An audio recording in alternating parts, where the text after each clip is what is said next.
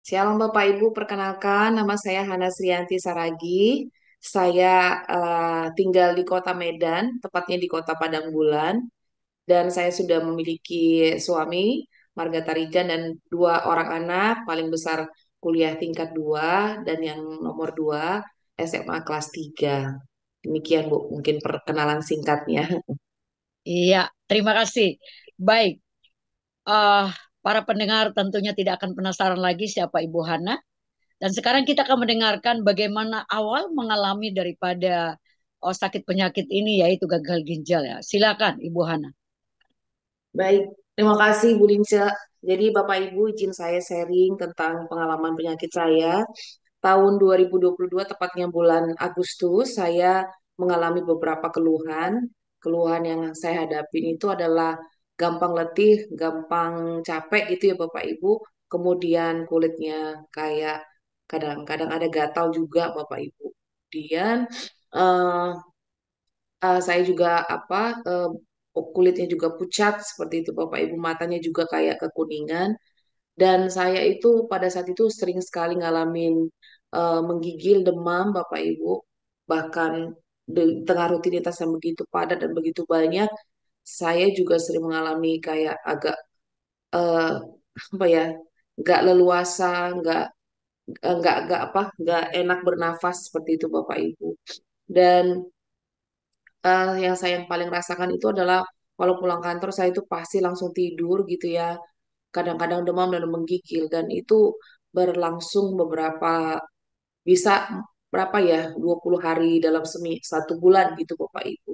Dan setelah itu saya check up bersama suami ke dokter. Memang sebelumnya saya ngalamin riwayat hipertensi Bapak Ibu ya. Jadi saya ke dokter penyakit dalam dan disarankan ke spesialis ginjal hipertensi. Nah, setelah itu saya konsul ke dokter tersebut dan saya divonis setelah pemeriksaan-pemeriksaan Bapak Ibu ya, pemeriksaan darah, urin kreatinin gitu ya. Saya eh, didiagnosa dengan GGK, gagal ginjal kronis. Tepatnya bulan 9, saya yang sebelumnya mundur ya karena divonis harus HD hemodialisa, saya mundur sebulan gitu ya, dan sebulan setelah saya mundur itu akhirnya saya menyerah Bapak Ibu dan saya mau diterapi dengan HD. Ah, jadi Itu. awalnya kita tahu bahwa Ibu Hana ini mengalami super gagal ginjal adalah dia letih, lalu kemudian dia cepat capek, kemudian juga dia harus istirahat. Ya, itu awal-awal. Kalau kita tahu bersama bahwa gagal ginjal ini ternyata kalau kita mengalami berbeda-beda ya. Reaksinya orang yang mengalami itu agak berbeda-beda. Nah, setelah itu Ibu Hana divonis itu lalu kemudian apa yang terpikirkan setelah periksa, memang sudah periksa di dokter, divonis gagal ginjal kan? Iya, benar benar. Iya. Nah, bagaimana perasaannya saat mengetahui bahwa setelah dokter berkata Ibu Hana kena dengan sakit gagal ginjal ini? Bagaimana responnya, reaksinya? Apakah sempat takut, lalu kemudian khawatir atau drop atau gimana responnya, reaksinya pada saat itu? Ya, baik Bu. Jadi karena saya juga medis, Bapak Ibu, saya backgroundnya itu bidan Bapak Ibu ya. Jadi saya tahu saya kalau hipertensi itu memang komplikasi terakhirnya, terminalnya kalau nggak ini dan itu gitu ya. Ternyata saya takutnya memang dari dulu GGK ini Bapak Ibu ya. Ternyata apa yang saya takutkan terjadi. Nah, pada saat itu saya udah hopeless gitu Bapak Ibu ya, udah nggak ada pengharapan. Saya pikir gini ya, wah hidup saya itu pasti udah nggak lama lagi lah gitu Bapak Ibu ya. Kemudian pasti nanti kalaupun apa ya sakit lah gitu Bapak Ibu. Jadi saya pikir ya udah lebih baik saya ngakhirin hidup gitu Bapak Ibu. Pada saat itu saya memikirkan ide dari si jahat gitu Bapak Ibu ya. Saya bagusan naik ke sebuah gunung yang tinggi, gedung yang tinggi dan saya jatuhkan diri saya dari situ. Saya pikir gitu Bapak Ibu pada saat itu. Dan ya namanya juga lagi hopeless Bapak Ibu, pikirannya macem-macem. Ya mulai dari itu, mikirin yang lain, mikirin anak, mikirin semua Bapak Ibu. Jadi pada saat itu saya memang betul-betul hilang pengharapan. Selain saya banyak menangis, banyak menyesali diri, ya saya memikirkan hal tersebut Bapak Ibu. Ya. Jadi ternyata waktu setelah mendengar vonis dokter, respon daripada seorang Ibu Hana, ya Ibu Hana ini mungkin dia adalah seorang dosen, banyak aktivitasnya ya. Benar, Ternyata Bu. dia sempat hilang harapan, bahkan mengakhiri hidup. Ya dengan kata lain singkat saja, mau bunuh diri mungkin ya, dengan cara pergi ke tempat yang tinggi atau dengan bagaimana. Ya inilah keputusasaan dengan hilang harapan ketika kita mengalami satu masalah, khususnya sakit penyakit ya. Jadi Iya, kehilangan harapan dan sepertinya tidak ada lagi gairah, tidak semangat hidup. Tetapi bagaimana Ibu Hana bisa melewati hal ini? Tentunya ada hal-hal yang terberat, tersulit saat mengalami ini. Mengapa iya. sampai letih berpikir lalu kemudian kehilangan harapan mendengar vonis dokter ini? Iya, benar Bu. Pada saat itu saya juga baru keterima di program doktoral gitu ya Bapak Ibu ya. Sudah tinggal kuliah aja gitu. Dengan beberapa proses yang pada saat itu saya sebenarnya pas saat ujian doktoral itu saya udah sakit-sakitan juga Bapak Ibu. Tapi di fase terakhir ujian pas interview itu paling sakit sebenarnya Bapak Ibu. Makanya setelah saya diinterview saya nangis gitu ya. Karena menahankan sakit sambil diinterview diuji sama profesor-profesor gitu Bapak Ibu. Dan saya membayangkan kalau saya sudah divonis ini ya udahlah berarti saya nggak jadi S3, nggak jadi dokter lah gitu Bapak Ibu ya. Karena pada saat itu juga di kantor ada sebuah peraturan kalau kita mau naik pangkat ke lektor kepala, seperti itu Bapak Ibu harus doktor dulu. Nah, saya di situ, aduh gimana lah saya mau naik pangkat lagi di kantor, udah nggak bisa sekolah gitu Bapak Ibu ya. Tapi yang paling berat itu ya mikirkan anak-anak sebenarnya Bapak Ibu ya. Yang pertama itu mungkin anak-anak yang dipikirkan, gimana gimana nanti kalau saya tinggalkan mereka terlalu cepat sepertinya Bapak Ibu gitu ya. Dan yang kedua itulah kerinduan saya untuk dokter tadi, Bapak Ibu, dan pekerjaan. Iya, jadi seorang Ibu Hana mikirkan bagaimana kalau Tuhan sudah manggil dia, tentunya dia berpikir buat keluarga, anak-anak, terlalu cepat untuk dia boleh berpisah dengan anak-anak Iya, dia tinggal. iya, Nah, iya, Bu, betul. kita yakin dan percaya pasti Ibu Hana hari ini kalau bersaksi, pasti dia sudah bangkit ya. Tentunya Amin, di dalam amin. ada kesemangatan hidup hari ini, ada firman Tuhan yang bisa menguatkan Ibu Hana hari ini. Firman Tuhan yang bisa memberikan motivasi, dorongan, dan tetap beriman percaya kepada Kristus. Boleh dibagikan bagi kita semua firman Tuhannya yang boleh memberikan kekuatan bagi seorang Ibu Hana, ya, supaya kita semua para pendengar radio Grasi yang ada di Cirebon ini boleh tetap semangat, boleh tetap kuat karena program ini saya percaya merupakan program yang sangat ditunggu-tunggu setiap Sabtu ya untuk boleh kita mendapat kekuatan yang datang dari Tuhan. Silakan Bu Hana. Ya, puji Tuhan. Bapak Ibu, persis pada saat saya harus mendapatkan terapi HD gitu ya, saya sebenarnya pada saat itu nggak terima dan nggak siap gitu Bapak Ibu.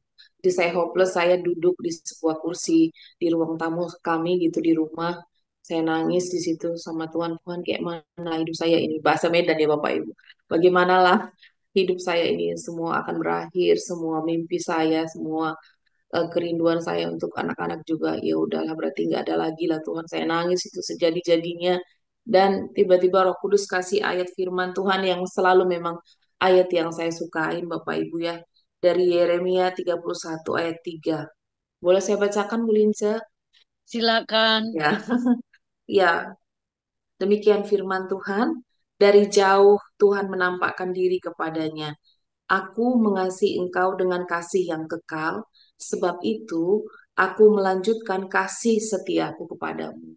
Jadi Bapak Ibu, pada saat itu saya langsung merasa kayak ada kasih dari surga mengalir gitu di hati saya. Saya merasa saya sangat disayangi, dikasihi sama Tuhan Yesus. Dan itulah menjadi kekuatan ya, kekuatan awal buat saya untuk bisa menerima kenyataan bahwa saya GGK dan harus di HD Bapak Ibu. Tuhan itu sangat baik. Dia bilang gini, lebih lagi Roh Kudus bilang, anakku aku mengasihi kamu. Semangat ya, kamu pasti bisa. Seperti itu Bapak Ibu. Dan saat itu saya tambah nangis Bapak Ibu, tambah nangis jadi-jadinya. Gimana ya, saya itu kan senang sekali kalau dibilang saya disayang dan dikasihi. Itu jadi apa ya? Saya nangis sedih sekaligus nangis sukacita. Ya, puji Tuhan itulah Roh Kudus kasih penghiburan Bapak Ibu lewat firman Tuhan dan itulah jadi titik balik awal saya kuat sampai hari ini Bapak Ibu. Wow, jadi Ibu Hana dirasa dikasihi, disayang oleh Tuhan ya, sangat luar biasa. Kalau saat itu juga apakah ada komunitas yang memberikan support, dorongan untuk Ibu tetap semangat selain firman Tuhan ini? Ya, puji Komunitas Tuhan. Yes. mendatangi Ibu. Iya, banyak sekali sebenarnya Bapak Ibu, tapi yang paling berkesan itu salah satunya adalah SOS, Sahabat Orang Sakit Medan. Saya berterima kasih kebetulan juga salah satu timnya itu persis di samping rumah saya, Bapak Ibu, Kak Dewi, Kak Dewi Sartika, dan beliau langsung datangin saya ke rumah, mendoakan saya, menghibur saya, menguatkan satu keluarga gitu ya. Puji Tuhan sampai hari ini Tuhan izinkan juga saya kadang-kadang bisa melayani di SOS Medan. Semua karena kemurahan Tuhan. Mereka terus banyak menguatkan, kasih firman Tuhan, WA gitu ya. Bukan hanya Kak Dewi, tapi ada Ibu Afrina, ada Ibu Maria, juga ada banyak teman-teman di sana yang begitu banyak saya percaya terus mendoakan dan mendukung kami itu supaya tetap kuat. Terima kasih SOS. Terima kasih juga ya. Pada hari ini kita telah mendengarkan daripada uh, seluruh orang-orang yang betul-betul memberikan kekuatan semangat seorang Ibu Hana. Memang terkadang dalam keadaan seperti itu kita membutuhkan kata-kata dorongan dari orang-orang tertentu, support dari orang Yes, tertentu. Ternyata salah satunya adalah sahabat orang sakit ya, sahabat puji orang Tuhan. sakit hadir di tengah-tengah kehidupan Ibu Hana. Haleluya. Baik, Ibu Hana juga mungkin suka memuji Tuhan. Pada saat itu juga saya yakin percaya selain firman Tuhan pasti ada juga pujian yang memberkati Ibu Hana. Nyanyi ya Bu ya. Puji Boleh. Tuhan, ada banyak lagu sebenarnya Bapak Ibu, tapi salah satu mungkin ini ya. Tuhan selalu menolongku, selalu menjagaku, sehelai di rambutku, tak akan terjatuh tanpa seizinku. Tuhan selalu menolongku, selalu menjagaku. Dia mengenyangkanku dan peliharaku seumur hidupku. Puji Wow, Tuhan. Tuhan selalu menolong daripada seorang Ibu Hana. Luar biasa. Amin, amin. Percaya Ibu Hana tetap kuat dan semangat sampai detik ini. Amin.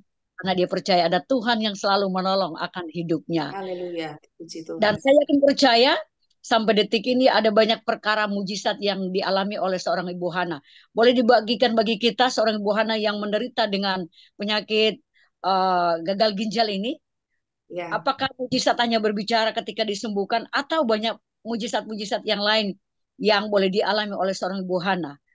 ya. Mari bagikan bagi kita semua supaya para pendengar radio ini boleh tetap kuat dan tetap setia mendengarkan program Sahabat Orang Sakit yang telah bekerja sama dengan Radio Gracia ini. Silakan. Puji Tuhan Bapak Ibu. Terima kasih Bu Linca buat pertanyaan, buat ini ya pertanyaannya. Jadi banyak mujizat yang Tuhan lakukan dalam hidup saya ya. Banyak Tuhan ajarin perkara-perkara yang sebenarnya selama ini nggak, kadang-kadang Roh Kudus ingatkan, cuman saya nggak patuh gitu Bapak Ibu, nggak taat gitu. Yang paling berkesan adalah sebenarnya Tuhan apa ya? Ada banyak Tuhan ajarin saya supaya tetap apa ya? Tetap berbuah di tengah kesakitan, Bapak Ibu.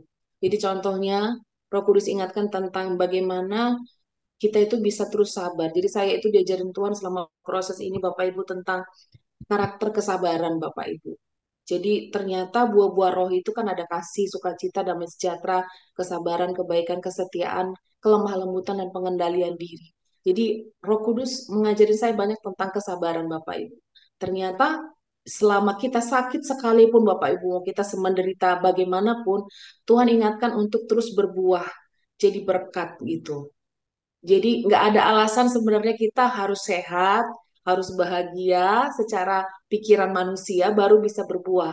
Ternyata Tuhan ingatkan sekalipun kamu sakit anakku masih terapi HD, aku mau kau berbuah gitu. Artinya di tengah kita sakit pun Tuhan ternyata pakai saya Bapak Ibu untuk jadi berkat kayak di kantor gitu Bapak Ibu saya adalah salah satu unit yang nggak punya staf Bapak Ibu gitu. Jadi saya mengelola sebuah laboratorium bahasa dan kadang-kadang harus bepergian kerja keluar kota, beberapa kota. Saya sudah sampai ke kotanya Bu Lince, Makassar. Saya juga udah pernah ke Palu, ke Surabaya gitu. Walaupun saya harus sambil terapi HD, Bapak Ibu. Bukankah itu sebuah mukjizat yang Tuhan lakukan? Bahkan di unit saya sendiri, saya nggak punya staf, Bapak Ibu. Saya bisa mengerjakan ada banyak pekerjaan yang sebenarnya kadang-kadang saya nggak sanggup. Tapi Roh Kudus ingatkan, kamu pasti bisa anakku lakukan. Jadi Tuhan juga banyak ngajarin saya gimana memanage pekerjaan di tengah-tengah saya harus ngalamin seperti ini Bapak Ibu. Bahkan kemarin juga apa atasan saya yang nawarin, "Eh, Kak, kita nanti ke Australia atau ke India." Saya langsung menyerah Bapak Ibu. Saya nggak bisa Pak. Kalau ke luar negeri, saya jangan dulu. Saya bilang gitu Bu. Bukankah itu sebuah mukjizat Bapak Ibu? Dan yang paling berkesan dari pelajaran yang Tuhan izinkan gitu untuk saya alamin adalah Tuhan banyak mengubahkan karakter saya. Jadi sekalipun secara fisik saya belum dinyatakan sembuh 100% gitu, tapi Tuhan mau supaya ternyata yang paling penting itu adalah karakter kita dipulihkan secara rohani. Karena nanti yang kembali kepada Bapa itu adalah bagaimana hidup kita di tengah dunia ini boleh berbuah, bagaimana karakter kita itu boleh memuliakan nama Tuhan. Jadi kesembuhan fisik memang penting dan kita sangat perlukan, tapi ternyata Tuhan mau karakter kita secara rohani itu yang paling penting untuk dipulihkan. Berarti Oh, jadi ternyata mujizat yang dialami adalah menurut Ibu Hana ketika kita sabar. Ya, kadang-kadang kita sakit, kan kita cepat-cepat ingin Tuhan tolong saya, langsung kemudian terjadi ya. iya, Semua serba instan, tapi ternyata Ibu Hana berkata bahwa buah-buah roh ada di sana, ada tentang kesabaran. Ya boleh tetap sabar dan kemudian juga ternyata walaupun kondisi fisik sepertinya masih membuat satu kelemahan, tapi ternyata tidak membuat dia berhenti atau stop untuk beraktivitas, tetapi ternyata dia terus beraktivitas. Itu satu mujizat yang dahsyat, luar biasa. Nah, Ibu Hana, apa menjadi kerinduan ke depan ini? ya kerinduan saya pastinya sembuh sempurna, Bu Lince. Ya, seperti dulu. Karena saya ada gini pengertian gini, eh Roh Kudus kasih pengertian. Anakku sebenarnya kalau menyembuhkanmu saat ini juga kamu bisa sembuh. Tapi ternyata ada masa kita itu, saya merasa saya ini sekarang itu sedang diasingkan gitu Bapak Ibu, sedang ditampi gitu ya, dimurnikan agar apa ya namanya, the best of me gitu ya, yang terbaik dari saya itu muncul gitu untuk memuliakan nama Tuhan. Jadi pastinya saya rindu supaya saya tetap setia Bapak Ibu dalam situasi sesakit apapun saya tetap setia sama Tuhan itu yang pertama. Dan yang kedua, ya Tuhan kasih saya kesembuhan secara Oh, sempurna. tetap Doakan setia, Kang. jadi Ya, kerinduan sama Bu Hana, tetap setia sampai Tuhan datang kedua. amin. Iya Bu. Bu Hana, Bu Hana boleh memberikan pesan-pesan bagi para pendengar kita, bagi para sahabat kita yang ada di Facebook, bahkan yang setia mendengarkan dengan program ini ya, supaya mereka tetap semangat. Orang yang berjuang buat sakit mereka, berjuang untuk bisa tetap kuat dalam kondisi yang mereka hadapi. Silakan memberikan pesan. Ya, terima kasih Bu Lince buat kesempatannya. Terima kasih Bapak Ibu. Semua kita ada di sini semua karena kemurahan Tuhan. Jadi yang pertama mungkin pesannya, kita ini adalah ciptaan Tuhan. Kita adalah anaknya Tuhan Bapak Ibu. Jadi Tuhanlah yang berdaulat atas hidup kita. Kita nggak bisa kendalikan hidup kita, tapi Tuhan yang berdaulat dan yang berkuasa. Jadi masalah hidup dan mati, kita harus percaya bahwa Tuhan yang punya hidup kita. Jadi nggak perlu takut mati. Karena hidup adalah Kristus dan mati adalah keuntungan. Gitu ya firman Tuhan bilang Bapak Ibu. Memang kalau kita renungkan itu kayaknya berat banget Bapak Ibu. Tapi hidup kita ini adalah punyanya Tuhan. Terserah Tuhan Bapak Ibu. Jadi yang pertama itu harus ada penyerahan diri sama Tuhan. Yang kedua, firman Tuhan katakan di Mazmur 37 ayat 4, dan bergembiralah karena Tuhan, maka Ia akan memberikan kepadamu apa yang diinginkan hatimu. Jadi mungkin situasi kita kadang nggak enak, ada up and down-nya, kadang-kadang kayak gini keluhannya, kadang-kadang kayak seperti itu keluhannya. Kita kalau bisa, pesan saya, carilah alasan untuk kita selalu bergembira karena Tuhan, Bapak Ibu. Karena kita percaya ketika kita bersuka cita, kita bergembira, maka itu yang diinginkan Tuhan. Dan Tuhan akan memberikan apa yang kita inginkan. Sesuai dengan waktu-waktunya Tuhan, Bapak Ibu. Yang ketiga mungkin Bapak Ibu, yang saya dapatkan ketika saya sakit ini, hidup kita ini adalah miliknya Tuhan. Dan kita hidup untuk menyembah Tuhan. Jadi bukan hanya rohani sebenarnya yang nyembah Tuhan. Kalau kita bisa menjaga kesehatan kita, makan teratur, olahraga teratur, berpikir yang positif, itu juga adalah sebuah penyembahan. Penyembahan kita kepada Tuhan. Jadi fisik kita juga harus kita persembahkan sebagai persembahan yang hidup kepada Tuhan.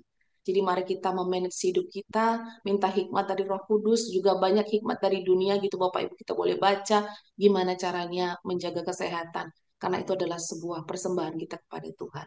Yang terakhir mungkin tetap semangat, tetap percaya Tuhan baik. Dia Allah adalah Allah Immanuel yang selalu beserta dengan kita. Tuhan Yesus baik Bapak Ibu, kiranya kita semua kuat dan selalu bersuka cita karena Tuhan sangat mengasihi kita. Mungkin seperti itu Bu Ince. Amin. Puji Tuhan. Jadi pesan-pesan yang sangat luar biasa ya. Bagi kita yang setia dengan program ini, jangan takutlah. Karena dikatakan tadi Allah adalah Immanuel yang menyertai kita tentunya dimanapun kita berada. Terima kasih banyak Ibu Hana. Tuhan Terima kasih memberkati Bu, memberkati ya. Bu. Semangat juga dimanapun Tuhan utus ya. Tetap melayani Tuhan dengan baik ya. Kita bersyukur kepada Tuhan karena dengan Ibu Hana punya kesaksian, termasuk saya juga akan dikuatkan. Dan hari ini kita juga akan mendengarkan firman Tuhan yang terambil atau terdapat dalam kitab Nehemia pasal 9, ayat 19, 21, dan 31 ya. Kitab Nehemia pasal 9, ayat 19, dimulai saya akan baca. Engkau tidak meninggalkan mereka di padang gurun karena kasih sayangmu yang besar. Tiang awan tidak berpindah dari atas mereka dan pada siang hari untuk memimpin mereka pada perjalanan. Begitu juga tiang api pada malam hari untuk menerangi jalan yang mereka lalui. 21, 40 tahun lamanya engkau memberikan mereka makan di padang gurun. Mereka tidak berkekurangan, pakaian mereka tidak rusak, dan kaki mereka tidak bengkak atau tidak mengalami bengkak ya. Lalu kemudian ayat 31, Nehemia pasal 9 berkata, tetapi karena kasih sayangmu yang besar, engkau tidak membinasakan mereka sama sekali dan tidak meninggalkan mereka karena engkau Allah yang pengasih dan penyayang. Sangat luar biasa firman Tuhan ini. Di 31 dia berkata, tetapi karena kasih sayangmu yang besar, kau tidak membinasakan mereka sama sekali dan tidak meninggalkan mereka. Karena engkau Allah yang pengasih dan penyayang. Hari ini kita belajar firman Tuhan dengan satu judul adalah kasih sayang Allah atau kasih Allah yang besar tak terhingga.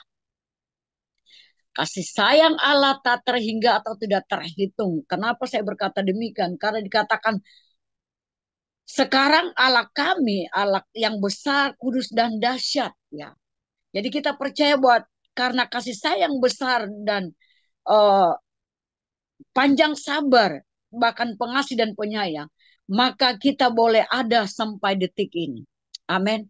Jadi karena kasih sayang Allah yang besar dan tak terhitung, tak terhingga itu, maka dia akan berjanji bagi saya dengan saudara. Yang pertama, apa janjinya bagi kita? Saya akan bacakan di ayat 19 berkata, engkau tidak meninggalkan mereka di padang gurun karena kasih sayangmu yang besar. Bayangkan. Jadi karena kasih Allah yang besar itu, sehingga dia berjanji bagi orang Israel bagi kita hari ini. Dia berkata dia tidak akan pernah meninggalkan kita. Ya, kalau kita tahu siapa bangsa Israel, bangsa Israel kita tahu mereka adalah bangsa yang banyak bersungut di depan Tuhan, lalu kemudian tegar tengkuk. Tetapi kita lihat kasih sayang Allah kepada mereka sungguh luar biasa.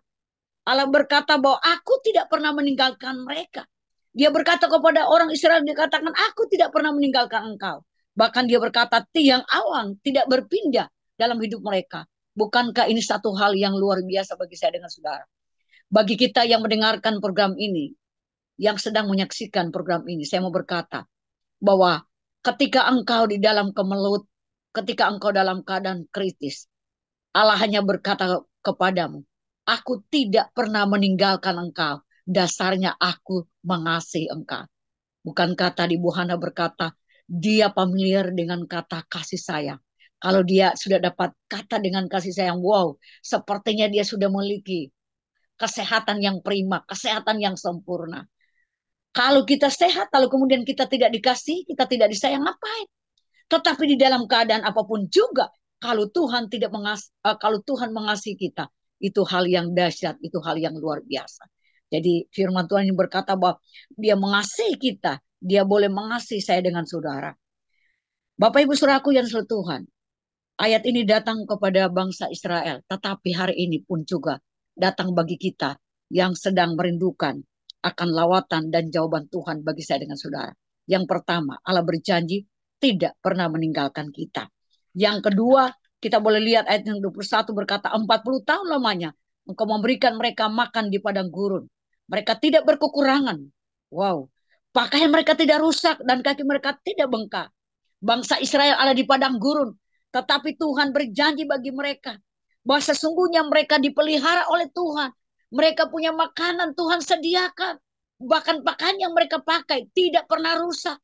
Kaki mereka yang ada di padang gurun tidak mengalami sesuatu yang leset atau sesuatu yang melukai dari badan mereka. Tetapi dikatakan bahwa Allah memberikan pemeliharaan, melindungi mereka. Tuhan memelihara hidup mereka. Jadi saya berkata, yang kedua, karena kasih sayang Allah itu besar bagi manusia, bagi kita semua. Maka yang kedua, dia akan berjanji memberikan apa yang kita butuhkan, memberikan apa yang senantiasa kita perlukan. Lalu dia berkata juga, dia akan memelihara hidupmu. Bayangkan bangsa Israel ada di padang gurun, tapi mereka tidak berkekurangan. Kenapa? Karena Allah menyediakan, Allah memberikan yang mereka butuhkan. Apa yang kita butuhkan hari ini?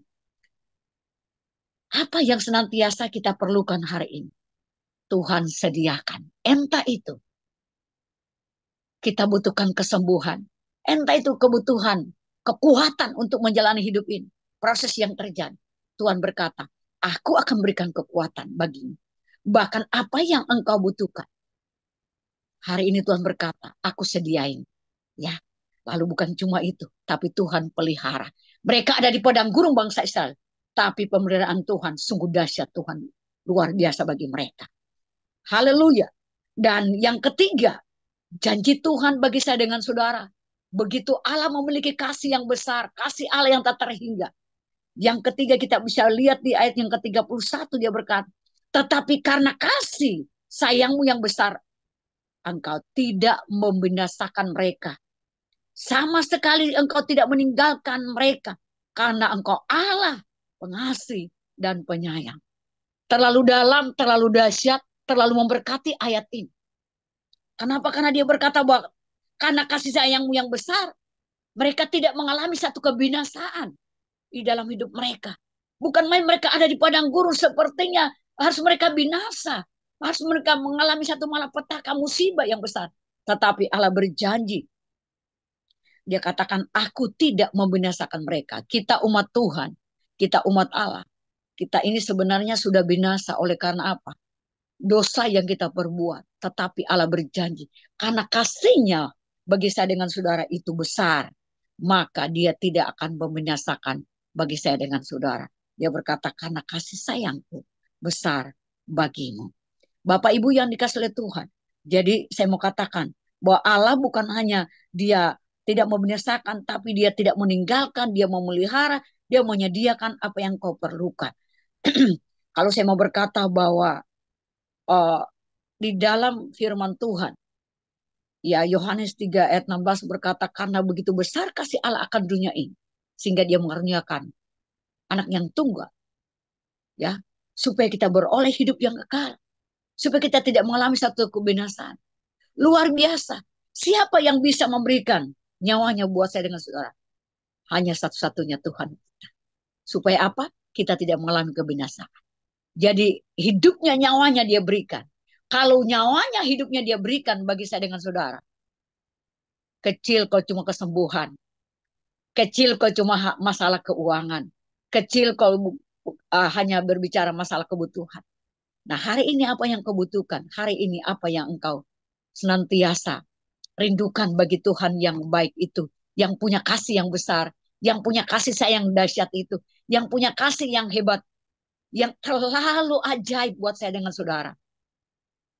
Mari engkau letakkan dasar imanmu kepada Kristus. Jangan pernah takut dan jangan pernah bimbang. Tuhan menyertai akan hidupmu.